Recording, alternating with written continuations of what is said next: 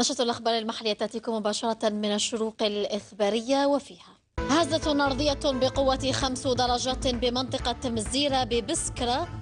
في الدار حتى نجي كتب ما جانيش اليوم، انا هذا عطوا نروح لسكر علي الباب. وفي ريبورتاج النشر: عائلة عمار معاناة وفقر على جدران عاصمة النفط والغاز حاسم سعود.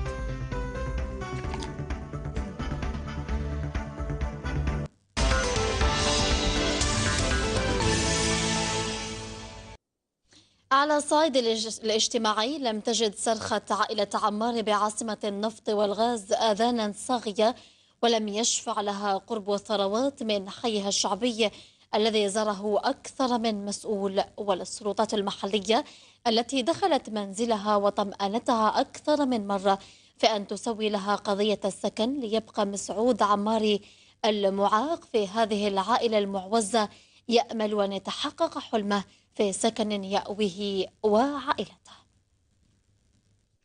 هكذا يحبو قصرا ليصل مسعود عماري إلى دراجته أو لقضاء شؤونه في حي الهيش الشعبي، وبخطى مثقلة بهموم الحياة تمشي أم السعد فوق أرض النفط، وكلها أمل في أن تتحقق أحلامها وأحلام ابنها المعاق ووالده المقعد، لأن هذا البيت القستيري لم يعد يتسعهم جميعا. أنا من عام 1970 زايد هنا في حاسي مسعود، زايد معوق حركيا من سكان حاسي مسعود الأصليين. جوني زوز ولات هنا دارها دار.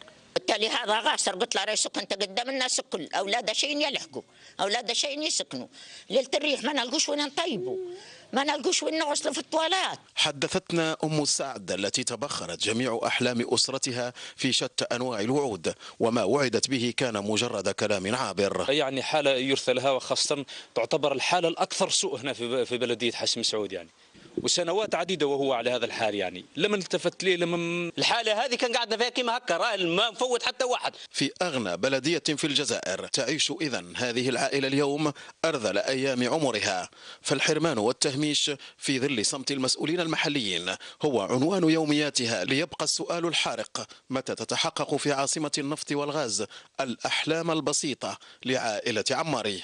محمد العيد لبيه، موفد قناة الشروق نيوز، إلى حاسي مسعود.